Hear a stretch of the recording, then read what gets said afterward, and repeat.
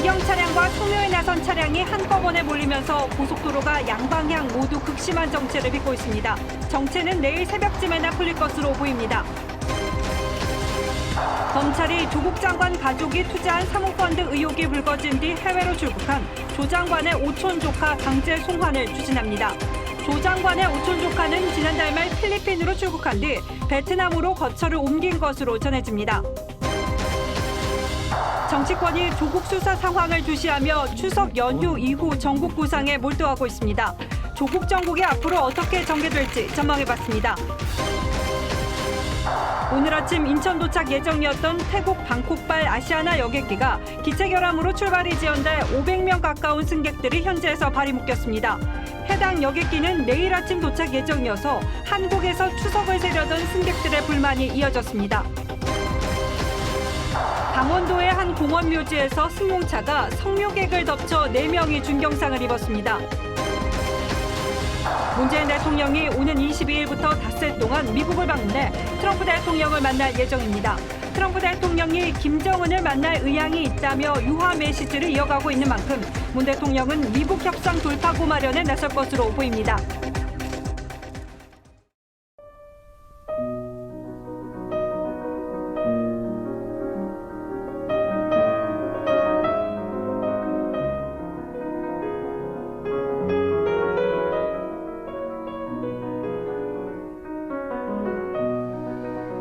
예, 정말 빈틈없이 꽉 찬 보름달입니다. 아름답기도 합니다만 편안한 느낌이 들지요. 오늘은 날씨가 좋아서 전국 어디서나 이 보름달을 볼 수 있다고 하니까 아직 못 보신 분들은 잠시 하늘 한번 올려다 보시죠. 예, 뉴스9 시작하겠습니다. 추석 연휴가 짧아서 어제는 내려가느라 오늘은 또 돌아오느라 고생들이 많다고 합니다. 전국의 도로가 오늘 하루 종일 큰 몸살을 앓았는데 지금은 사정이 어떤지 확인해 보죠. 자, 배상윤 기자, 아직도 차들이 많습니까? 네, 이곳 서울요금소는 많은 차량들이 지나고 있지만 원활한 소통을 보이고 있습니다. 그렇지만 주요 구간에선 서울로 올라오는 차량 흐름들이 답답한 모습을 보이고 있는데요. 자세한 도로교통 상황은 고속도로 CCTV 화면을 통해서 전해드리겠습니다. 먼저 경부고속도로 신갈 분기점입니다. 막바지 기송행렬로 부산 방향 차량들이 서행하고 있고 서울 방향 역시 가다 서다를 반복하고 있습니다. 다음은 영동고속도로 신갈 분기점입니다. 강릉 방향으로 소통이 원활하지만 인천 방향으로 가는 차량들이 서행하고 있습니다. 서해안고속도로 당진 나들목 부근입니다. 목포 방향으로는 막힘이 없지만 서울 방향으로는 차량들이 좀처럼 속도를 내지 못하고 있습니다.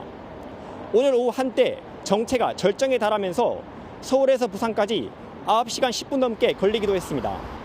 현재 밤 9시를 기준으로 서울요금소까지는 부산에서 출발하면 5시간 10분, 광주에서 4시간 40분, 강릉에서 2시간 50분이 소요될 것으로 보입니다.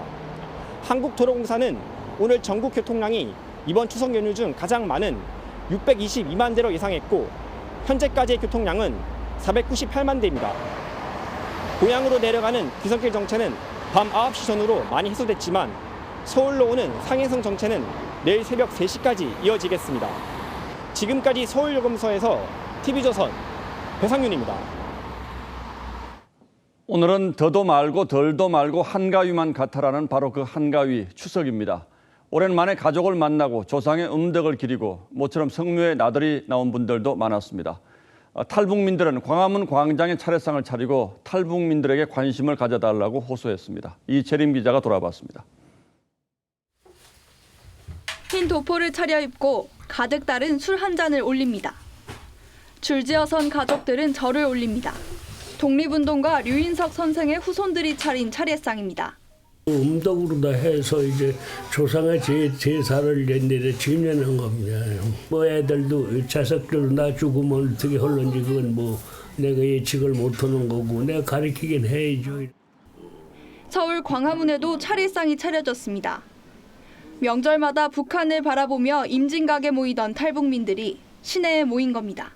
억울하게 굶어 죽은 묘사를 기르고 또 모든 우리 탈북민들이 이곳에 모여 다시는 이와 같은 참상을 방지하고자 이들은 지난달 자택에서 숨진 채 발견된 탈북 모자의 넋을 기리며 탈북민에 대한 지원 확대를 촉구했습니다. 전국의 추모공원에도 성묘객들이 몰려 준비한 음식과 꽃을 정성스레 올리고 오랜만에 찾은 조상의 묘를 돌봤습니다. 할아버지를 손자, 손녀가 못 봤는데 할아버지가 여기 계신다는 걸 알고 애들이 참 좋아해요. 쾌청 한날스의 남산 한옥마을과 고궁에는 가족 단위 나들이객들이 몰렸습니다. 아들하고 저기 둘째하고 같이 오게 됐어요. 와서 활 만들기도 하고 태권도 시범도 보니까 오늘 아주 기억에 남을 것 같습니다. 모처럼 가족들과 한데 모여 보름달처럼 넉넉한 하루였습니다. TV조선 이채림입니다. 예, 지금부터는 조국 장관 관련 수사 상황 살펴보겠습니다. 조국 가족이 집중 투자한 사모펀드에서 여러 의혹들이 확인되면서 검찰은 그 핵심 인물인 조 장관 오촌 조카 신병 확보에 나섰습니다. 하지만 조 씨가 외국으로 도피한 뒤 연락까지 끊고 있어서 강제 송환을 추진 중입니다. 검찰청 취재기자 연결하겠습니다. 한성훈 기자, 추석인데 오늘도 사모펀드 관련자들이 조사를 받았다고요? 네, 그렇습니다. 조 장관 의혹을 규명하는 수사팀이 오늘 추석 연휴를 반납하고 수사에 총력을 기울이고 있습니다. 오늘 압수물 분석과 함께 코링크 관계자들을 소환했고 내일도 사모펀드 운용사 대표인 이 씨를 다시 한번 소환할 것으로 보입니다. 이 씨는 이틀 전 사모펀드 투자처인 웰스 C&T 대표 최모 씨와 함께 구속영장이 기각됐습니다. 하지만 법원은 이들의 혐의 자체는 인정하면서도 주된 피의자가 따로 있다고 봤습니다. 주된 피의자는 바로 영장 청구서에도 공범으로 적시된 조 장관의 오촌 작가 조모 씨입니다. 검찰은 조 씨가 최 대표와 짜고 10억여 원 가량 회사 돈을 횡령한 것 아니냐는 의혹과 함께 무자본 기업 인수와 특허권 위장 거래 혐의도 함께 조사하고 있습니다. 예, 조금 전 제가 조국 장관 오촌 조카 신병 확보가 쉽지 않다고 했는데 지금 어디에 있는지는 파악을 하고 있습니까?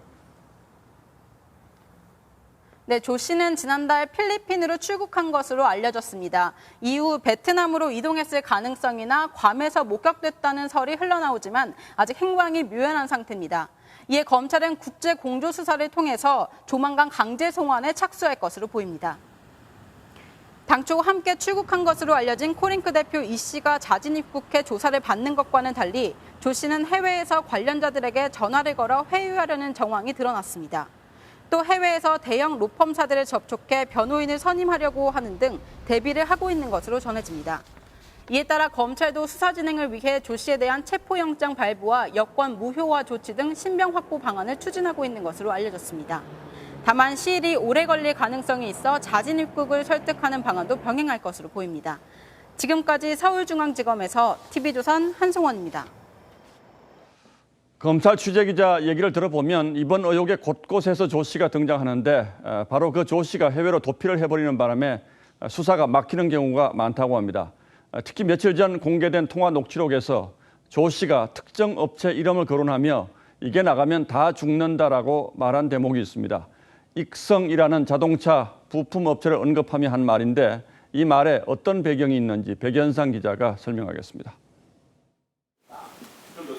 조국 법무부 장관은 가족 펀드 의혹을 줄곧 부인해왔습니다. 그 펀드 회사가 어디에 무슨 투자를 했는지 자체는 일절 모르고 있었다는 것이고. 그러나 조 장관의 오촌 조카는 2017년 7월 조 장관 일가의 돈 약 14억 원이 투자된 웰스 C&T 대표 최모 씨와의 통화에서 유독 특정 업체명이 거론되면 안 된다고 말합니다. IFM으로 연결되면 WFM, 코링크 전부 다 난리가 난다며 익성의 이모 사장 이름이 나가면 다 죽는다고 말한 겁니다. 조 씨가 언급한 IFM은 자동차 부품업체 익성의 자회사로 2017년 6월 설립된 2차 전지의 핵심 원료 개발업체입니다. 문재인 정부는 그해 7월 국정운영 5개년 계획에 친환경 미래에너지 육성 방안을 발표하고 2020년까지 공공기관에 에너지 저장 장치를 의무적으로 설치하는 방안을 내놓습니다. 이 에너지 저장 장치가 바로 2차 전지로 조 씨가 우려한 지점도 이 부분으로 보입니다. 조 장관 일가의 투자금이 웰스 C&T를 거쳐 2차 전지 개발 업체까지 흘러 들어갔기 때문입니다. 오촌 조카 조 씨는 웰스 CNT 대표 최 씨에게 배터리 육성 정책에 했다라는 완벽하게 정황이 인정되는 그런 상황이 온다며 이외 충돌 문제가 생기며 조 후보자가 낙마해야 하는 상황이라고 말했습니다. 펀드 운영사 코링크는 같은 해 10월 교육업체 WFM을 인수해 2차 전지 개발로 사업 영역을 확장하고 IFM과 2차 전지 공동 사업을 체결하기도 했습니다. TV조선 백연상입니다. 조국 장관 가족의 자산 관리인으로 알려진 한국투자증권 직원이 조 장관 집에 컴퓨터 하드디스크를 바꿨다는 보도는 이미 해드린 바 있습니다. 그리고 이때 조 장관의 아내 정경심 씨가 윤석열 총장이 우리를 배신했다라는 말을 했고 그 자리에 있었던 조 장관도 그 말을 들었다고 검찰에 진술한 것으로 알려졌습니다.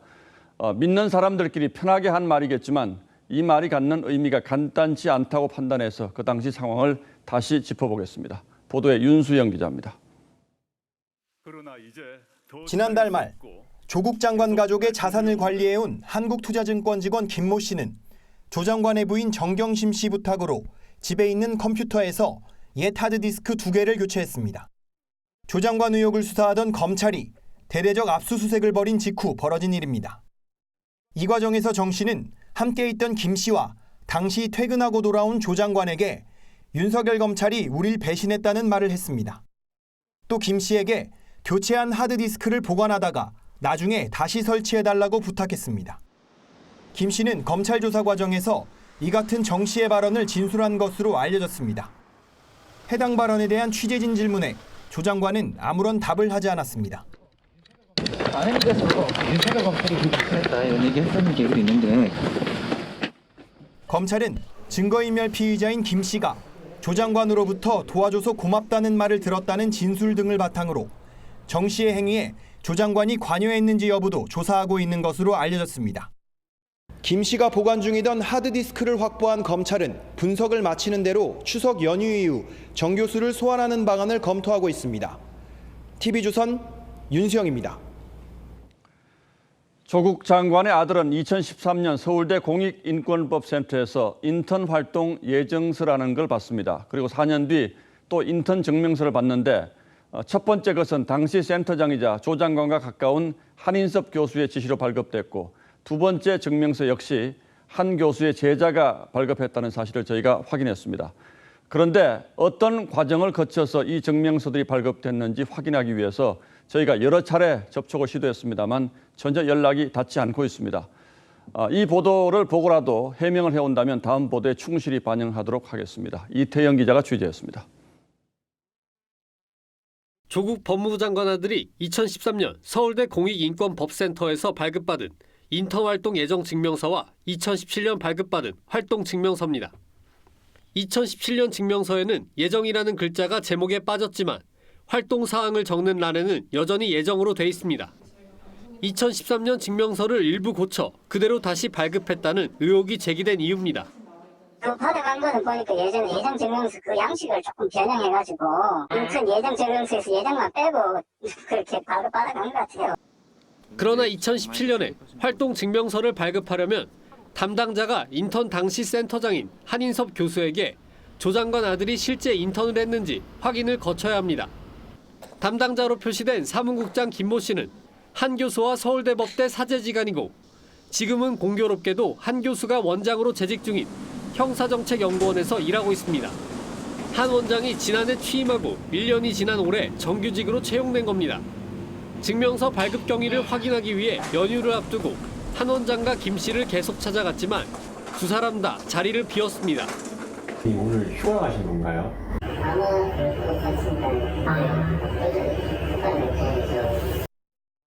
조 장관 자녀들의 인턴 의혹을 수사 중인 검찰은 허위 발급 여부를 확인하기 위해 서울대 측에 관련 자료 제출을 요구했습니다.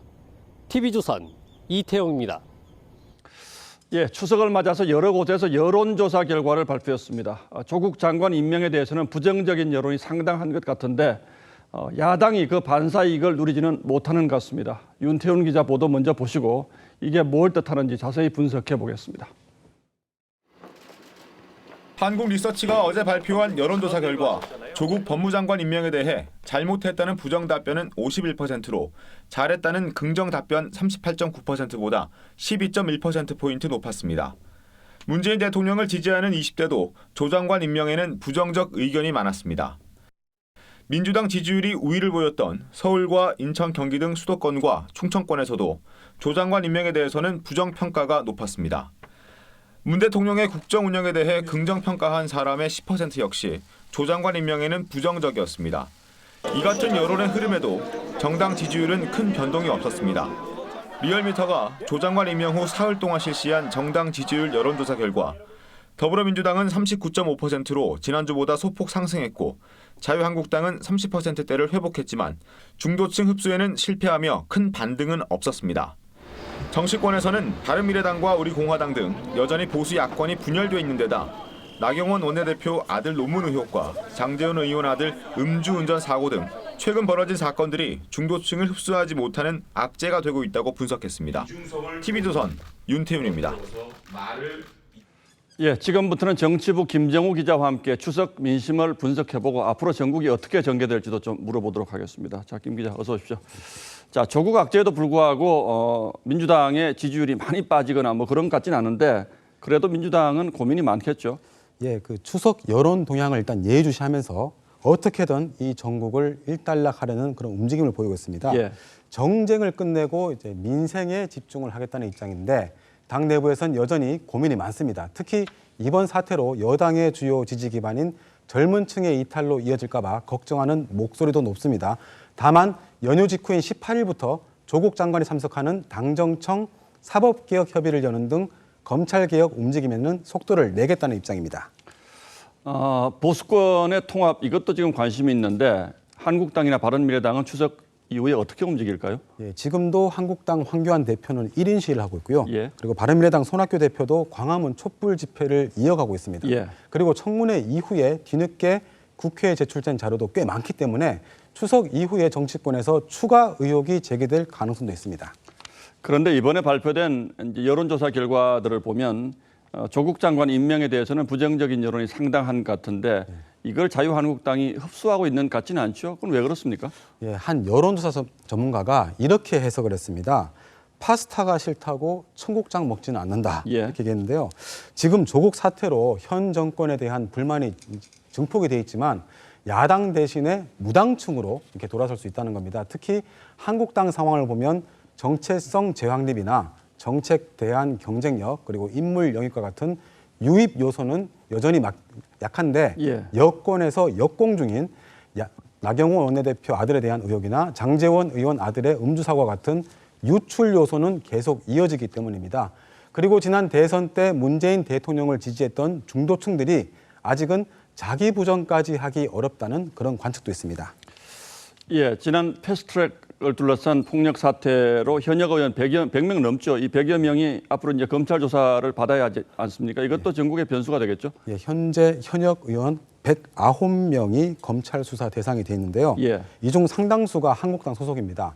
추석 이후 압박이 더 커질 전망인데 한국당의 경우 조국 장관 관련 수사에서는 검찰이 힘을 실으면서 패스트트랙 수사는 반발을 해야 하는 그런 상황이 된 겁니다.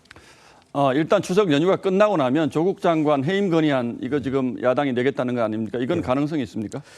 예, 국무위원 해임 건의는 일단 제적 3분의 1 발의 그리고 과반 찬성이 필요합니다. 예. 그래서 발의까지는 뭐 충분히 가능하지만 현재 의석수 기준으로 평화당 탈당 세력인 대한정치연대가 반대하면 불가능합니다. 그래서 야권에선 통과도 안 될 걸 굳이 할 필요가 있느냐 이런 의견과 함께 이번 기회에 확실히 피하 구분을 해야 한다 이런 반발도 있습니다만 무기명 투표라서 결과가 딱 떨어지지 않을 수도 있습니다. 그렇죠. 여당의 이탈표도 지금 배제할 수가 없고요. 그리고 결국 야권 분열 상황과 조국 사태가 서로 변수가 된 상황인데 앞으로 검찰 수사와 보수 통합 움직임이 어떻게 맞물릴지 좀 계속 지켜봐야 되겠습니다. 예, 어쨌든 지금으로서는 뭐 검찰 수사가 어떻게 진행될 것인지가 제일 큰 민심이라든지 또는 야권 움직임의 제일 큰 변수가 되겠다 이렇게 지금 전망하는 거죠. 예, 그렇습니다. 예, 김정우 기자 잘 들었습니다.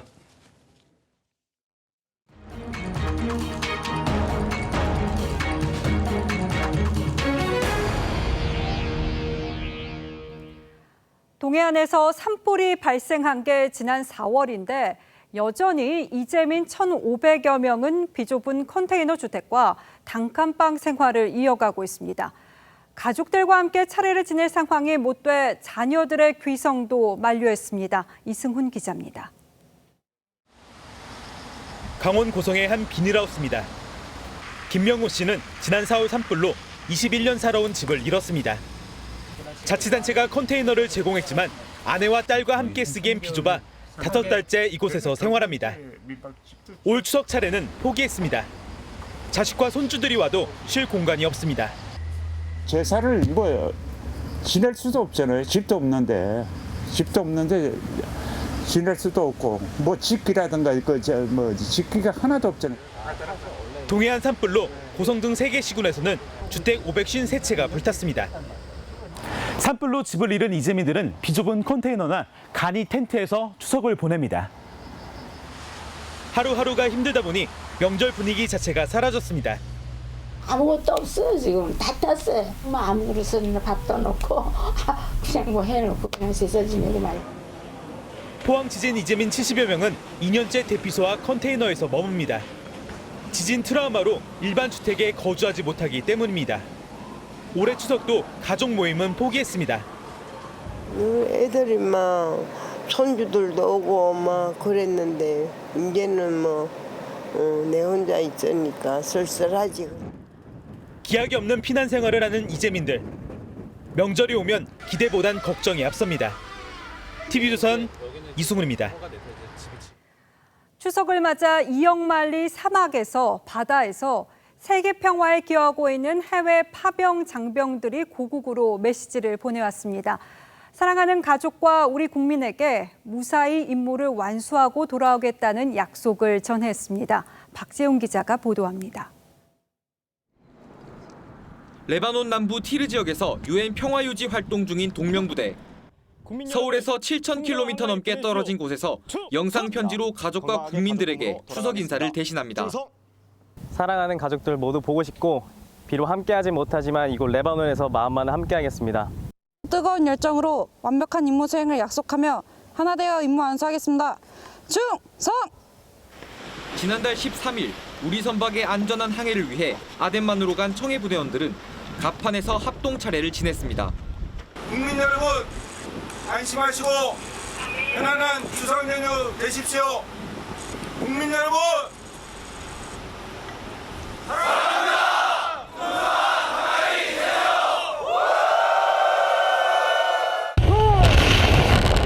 아랍에미리트의 사막에서 특수작전 훈련 임무를 맡은 아크 부대는 고공 낙하로 마음을 전하고 남아프리카 남수단에서 재건 작전을 수행하는 한빛 부대는 난민 보호소의 어린이들과 민속놀이를 하며 추석을 보냈습니다. TV조선 박지훈입니다. 추석 연휴에 교통사고가 잇따랐습니다. 강원도의 한 추모공원에서 승용차가 돌진해서 성묘객 4명이 다치는가 하면은 만취한 20대가 렌터카를 몰다가 3명이 사상했습니다. 신유만 기자입니다. 승용차가 도로변 음식점으로 돌진합니다. 식당 내부는 순식간에 아수라장으로 변합니다. 어제 새벽 1시쯤 술에 취한 20대 운전자가 몰던 승용차가 장어 음식점을 덮쳤습니다.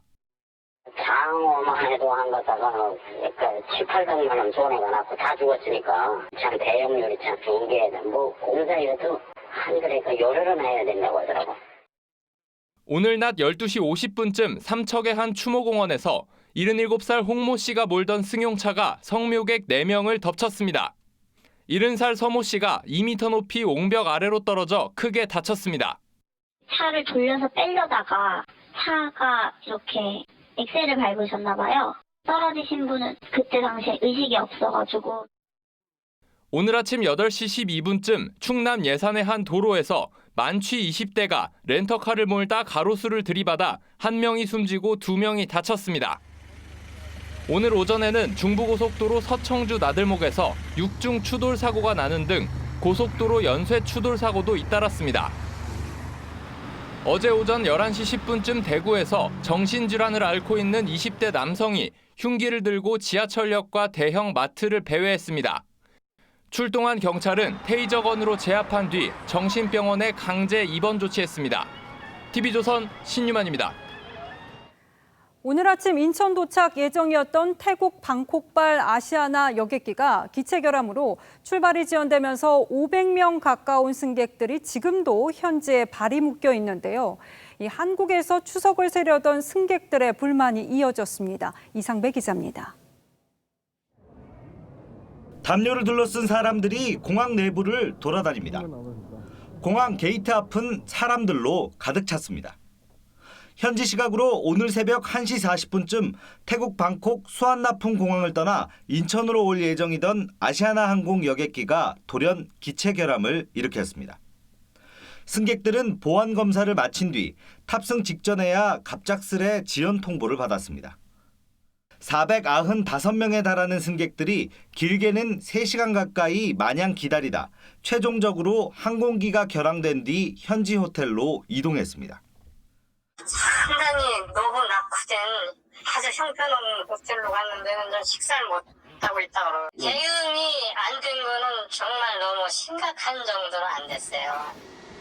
아시아나 항공은 잦은 기체 결함으로 승객들의 불편을 빚고 있습니다. 지난 1월 태국 방콕행 여객기가 연료 개통 결함으로 15시간 지연 출발하는 등 올해 확인된 것만 벌써 8건입니다.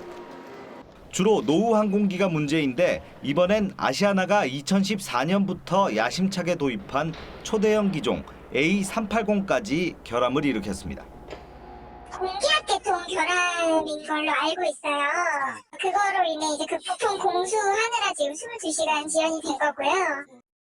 아시아나 항공은 승객들에게 항공기 지연에 따른 보상책을 마련하고 있습니다. TV조선 이상배입니다. 연휴 기간에 집이나 가게 오랫동안 비우시는 분들 있으실 텐데요. 이번 기사 보시고 주의하셔야겠습니다. 이 40대 남성이 밤 시간 비어있는 식당만을 골라서 현금을 훔쳤는데 수법이 아주 뻔했는데도 당한 곳이 10곳에 달합니다. 최민식 기자가 보도합니다. 모자를 쓴 남성이 불 꺼진 식당에 들어오더니 능숙하게 계산대를 뒤집니다. 현금을 챙기고 생수를 꺼내 마시고 걸려있던 행주로 얼굴을 닦기도 합니다. 41살 노모 씨가 야밤을 틈타 식당에 침입해 현금을 훔치는 모습입니다. 근데 들어왔는데 돈통이랑 다 문이 열려있으니까 너무 무서웠어요. 동선이 너무 자연스러워가지고 우리 단골 손님이라고 생각을 했어요. 노 씨는 열린 창문을 확인한 뒤 방충망을 뜯어내고 가게 안으로 들어갔습니다. 노 씨가 침입했던 창문엔 지금은 이렇게 방범창이 설치돼 있습니다. 안 좋죠. 식당 쪽을 많이 부신다는 것도 많이 들었고요. 현금을 얼마나 못 다니니까. 노 씨는 수도권일 대 식당 등을 대상으로 모두 10차례에 걸쳐 현금 220만 원을 훔쳐 달아났습니다. 훔친 주방 도구로 방충망을 잘라내거나 잠긴 문을 열기도 했습니다. 경찰 조사에서 노 씨는 생활비를 마련하기 위해 돈을 훔쳤다고 진술했습니다. 영업을 마친 후에는 창문과 출입문을 잠궈 주시고 카운터에 있는 현금은 연휴 기간 동안 안전한 곳에 보관하여 주시기 바랍니다. 경찰은 상습 특수절도 혐의 등으로 노 씨를 구속했습니다. TV조선 최민식입니다. 네, 추석을 맞아 서민 경제의 근간을 이루는 자영업자들의 목소리 들어보는 연속기획 전해드리고 있는데요. 오늘은 마지막으로 상가 공실률 얘기로 폐업에 내몰린 자영업자들의 현실을 짚어봅니다. 전국 평균 상가 공실률이 11.5%로 역대 최고 수준인 것으로 파악됐습니다. 경기 침체에 인건비 상승까지 더해지면서 나타난 자영업자들의 상황을 반영한 지표이기도 한데 소위 인기 상권으로 꼽히는 곳들도 예외는 아니었습니다. 홍현주 기자가 취재했습니다. 가게 곳곳에 임대문이 전단이 붙었습니다. 상인회관에 건 힘내자는 현수막이 무색하게, 거리는 썰렁합니다. 분명히 우리가 됐죠. 그런 수준을 안 알고 있어요. 소위 뜨는 상권의 시초이자 대명사였던 경리단길의 모습입니다. 이렇게 가게 안이 텅 비었고 바로 옆 점포도 문을 닫았습니다. 경리단길 초입에만 연달아 5곳이 폐업한 상태입니다. 임대료를 낮추거나 권리금을 안 받겠다는 곳도 나타났지만 들어오겠다는 사람이 없습니다. 지금 못했을 때 대비해서 반값에 붙겠다는 데도 있고. 그런데도 안 들어온 거예요? 인천의 한 공단 앞 먹자골목도 마찬가지 상황입니다.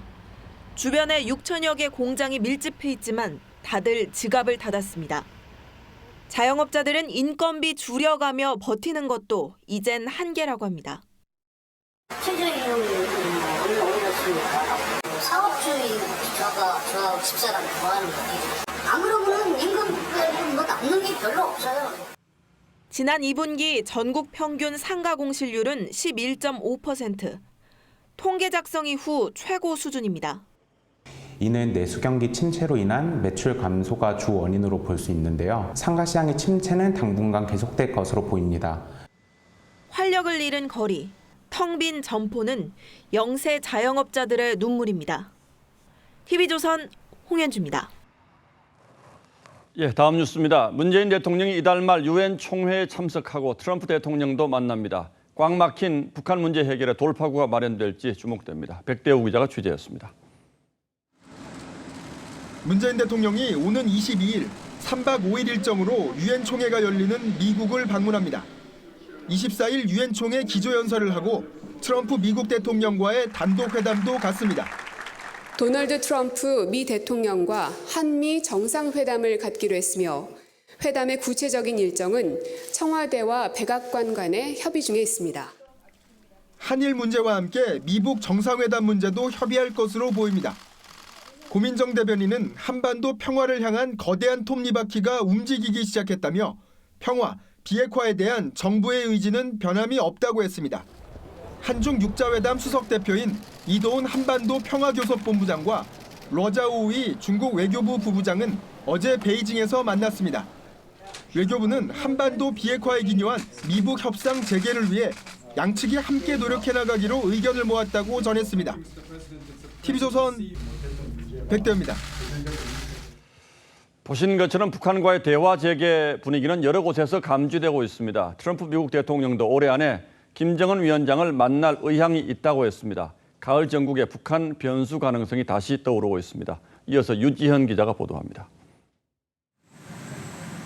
트럼프 미 대통령이 올해 김정은을 만날 것인가란 질문에 어느 시점인가 그렇다며 만날 의향을 밝혔습니다. 연내 3차 미북 정상회담 개최 가능성을 시사한 겁니다. 이 같은 발언은 최근 북한을 향해 이어진 유화 메시지 연장선상에 있습니다. 9월 하순 대화할 용의를 밝힌 북한의 만남은 좋은 것이라고 했고 대북 강경파인 볼턴 전 안보 보좌관을 경질한 후 북한의 리비아 모델을 언급한 것은 그의 큰 잘못이라고 말했습니다. But we were set back very badly when John Bolton talked about the Libyan model, and he made a mistake. 재선을 위해 외교 성과가 필요한 트럼프 대통령이 연내 3차 미북 핵담판 추진에 드라이브를 걸었다는 분석입니다. 다만 이달 하순 실무 협상에서 미북이 간극을 얼마나 좁히느냐가 이후 고위급 회담과 정상회담 성사의 관건이 될 것으로 보입니다. 오테이거스 미 국무부 대변인은 북한의 대화 의향을 환영하면서도 북한의 새 계산법 요구와 관련해선 비핵화 목표는 변하지 않을 것이라고 재확인했습니다. TV조선 유지현입니다. 문재인 대통령이 추석을 맞이한 TV 프로그램에 출연해서 이산가족 상봉이 안 되는 것은 북한뿐 아니라 우리에게도 책임이 있다고 했습니다. 야당은 왜 우리에게 책임이 있느냐며 반발하고 있습니다. 김보건 기자가 취재했습니다. 문재인 대통령은 추석을 맞아 이산가족 문제를 다룬 KBS 프로그램에 출연해 이산가족 상봉이 안 되는 것은 남북 모두의 책임이라고 밝혔습니다. 또 서로 이렇게 만날 수 있는 기회조차 주지 않는다는 것은 그것은 그냥 우리 남쪽 정부든 북쪽 정부든 함께 잘못하고 있는 것입니다. 9.19 평양 공동선언 당시 이산가족 상봉 행사를 상시 열기로 발표했는데 진도가 나가지 않아 아쉽다고도 했습니다. 야당은 북한이 일방적으로 거부하고 있는 것인데 왜 우리 책임이냐고 했습니다. 미사일 도발과 핵 개발에만 치중하면서 인권 조중은 포기한 북한과 대한민국이 동등하게 잘못했다는 의미가 아니어야 할 것입니다. 이산가족 문제마저 할 말 못하고 애매한 줄타기를 할 게 아니라 북한에 똑부러지게 요구하여 문제를 풀기 바랍니다. 김현철 통일부 장관은 남북 관계가 재개되면 이산 가족 문제를 최우선으로 추진하겠다고 했습니다. TV조선 김보건입니다. 관악산 자락 빌라촌에 자리한 길상사. 이 종교를 떠나서 일반인들도 많이 찾는 절로 알려져 있는데요. 한 땀 한 땀 수놓은 정성으로 마치 미술관처럼 절을 가꾼 스님의 애정이 곳곳에 묻어 있었습니다. 최윤정 기자가 다녀왔습니다. 서울 관악산 자락 주택가에 위치한 길상사. 입구에는 입을 쩍 벌린 물고기 모양의 우편함이, 마당에는 도자기 조각을 붙여 만든 미륵불이 손님을 반깁니다. 3층 법당으로 올라가는 계단 공중에는 모거가 헤엄치고 법당 문 앞에는 나무로 깎은 새 2마리가 날고 있습니다. 근데 안에서는 조금 편안한 색깔, 조금 따뜻한 색깔을 하기 위해서 젖벽 같은 것도 다 유백색으로. 1982년 비구니 묘행 스님이 창건한 길상사는 96년 새로 지으면서 현대식 사찰로 탈바꿈했고 제자인 정휘 스님이 지금의 모습으로 가꿨습니다. 전국을 돌며 대청마루를 모아 바닥을 만들고 손잡이와 창문 하나하나도 정성을 들였습니다. 연봉이라 그러죠. 연꽃 봉우리요. 절 안에 내부에 있는 손잡이는 다 이렇게 연봉을 해가지고 이거를 일부러 구웠어요. 손님을 위한 수건 등 집안을 꾸미기 위해 시작한 자수가 일상이 된 지는 20여 년. 출가한 딸을 위해 어머니가 선물해 주신 무명 한 필의 술을 놓다 보니 수십 점의 작품이 탄생했습니다. 어떤 자유 그런 걸 느껴요. 제가 쓰고 싶은 색깔 제 마음대로 써요. 희열이라 그럴까 그런 것도 약간의 큰 기쁨이 있어요. 주변에서 볼 수 있는 꽃들을 담백한 색깔과 형태로 수놓는 정휘 스님. 절도 자수도 찾는 사람들이 행복해하는 것에 그저 감사하다고 말합니다. TV조선 최윤정입니다. 프로야구가 시즌 막바지를 향해 가면서 순위 싸움에 불이 붙었습니다. LG는 막판 3런 홈런으로 갈 길 바쁜 키움을 잡아챘고 NC는 KT를 꺾고 가을 야구 막차를 사실상 예약했습니다. 장동욱 기자입니다. 키움과 LG의 맞대결은 오늘도 투수전으로 흘러갔습니다. LG 선발 배재준은 박동원을 삼진으로 잡아내며 1회 만루 위기를 넘기고 7회까지 무실점으로 마운드를 책임졌습니다. 키움 선발 최원태도 7회까지 4피 안타 5탈삼진 호투로 LG 타선을 꽁꽁 묶었습니다. LG는 8회 말 키움의 연속 기습번트에 1점을 내줬습니다. 하지만 9회 초 투아웃부터 LG의 반격이 시작됐습니다. 페게로의 1타점 적시타로 동점을 만들더니 연속 안타에 이은 대타 유강남의 극적인 3런 홈런으로 역전을 일궈냈습니다. 제2의 돌부처 고우석은 센즈를 삼진 처리하며 임창용이 가지고 있던 최연소 30세이브 기록을 갈아치웠습니다. 키움의 5연승 행진도 마감됐습니다. 정규 시즌 1위를 노리는 SK는 롯데에 발목이 잡혔습니다. 롯데는 선발 박세용의 6이닝 무실점 호투에 힘입어 1대 0으로 신승하면서 SK전 13연패 사슬을 끊어냈습니다. 창단 첫 가을 야구를 노리는 KT는 5위 NC에 또 한 번 무릎을 꿇었습니다. 선발 쿠에바스가 안타 10개를 내주며 5실점했습니다. KT 타선도 주장 유한준과 문상철이 연이어 몸에 맞는 볼로 교체 아웃되는 악재 속에 침묵했습니다. KT는 어제 4대 7로 패한 데 이어 4연패 늪에 빠졌습니다. TV조선 장동욱입니다.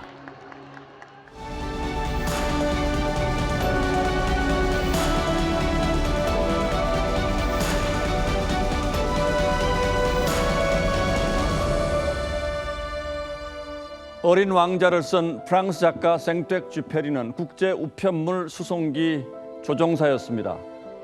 그는 1929년 아르헨티나를 향해 처음 야간 비행에 나섰을 때를 이렇게 회고합니다. 들판에 흩어진 불빛만이 별처럼 깜빡이는 캄캄한 밤.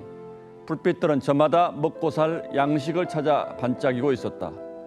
시인의 불빛, 교사의 불빛, 목수의 불빛, 가장 겸허한 불빛들도 식량을 찾고 있었다.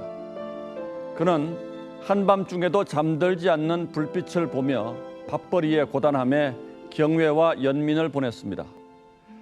밥벌이란 우리네 삶에서는 흔히 고향과 반대되는 이름이었습니다. 어리고 배고픈 자식이 고향을 떴다. 아가 애비 말 잊지 마라. 가서 배불리 먹고 사는 곳, 그곳이 고향이란다. 가난하고 배고프던 시절 배불리 먹을 수 있는 곳이면 거기가 바로 고향 일연이 했던 마음의 실향민이 끊이지 않았습니다. 이제는 입고 먹고 자는 것이 두루 풍요로운 세상입니다. 하지만 한밤중 반짝이는 지상의 불빛처럼 추석에도 고향에 가지 못하고 일하는 분들이 많습니다. 수천만 귀성길을 지키는 철도 항공 관제사와 등대지기, 용광로를 멈출 수 없는 제철소 사람들, 교대 근무가 일상이 되어버린 소방관, 간호사, 그리고 자영업자들까지. 한 취업 사이트가 추석 연휴에 일하는 근로자를 조사했더니 직장인 2 중 1, 그리고 아르바이트생 3 중 2이나 됐습니다.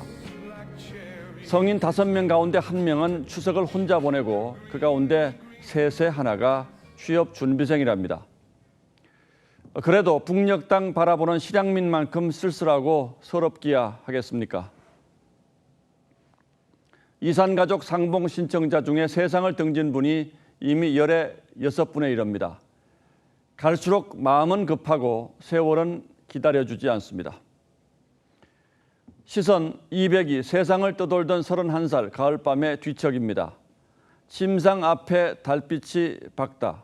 설이라도 내린 듯 고개를 드니 산에 달이 걸리고 눈에 삼삼한 고향, 나는 그만 고개를 숙인다. 이 밤 휘영청 높이 뜬 보름달을 아린 가슴으로 우러러볼 많은 분들을 생각합니다. 9월 13일 추석 앵커의 시선은 고향 그리는 밤이었습니다. 한가위 보름달이 환하게 빛나고 있습니다. 이제 자정 무렵이면 달이 가장 밝고 높게 떠오를 텐데요. 요즘 밤에는 제법 쌀쌀하니까요. 소원 빌러 나가시는 분들은 겉옷을 잘 챙기셔야겠습니다. 내일 아침 귀경길에는 짙은 안개를 주의하셔야겠습니다. 또 오후부터는 수도권과 강원도 지역에 비 소식이 있긴 한데요. 5mm 정도로 아주 살짝 지나는 정도겠습니다. 일요일에는 비가 더 많은 지역에서 오겠습니다. 이때도 오후부터 내릴 것으로 보여서요. 이동하시는 분들은 오전 시간대가 좀 더 수월하겠습니다. 내일도 약간 덥겠습니다. 서울과 청주의 한낮 기온 27도, 대구는 30도를 가리키겠습니다. 바다의 물결은 대체로 낮게 일겠는데요.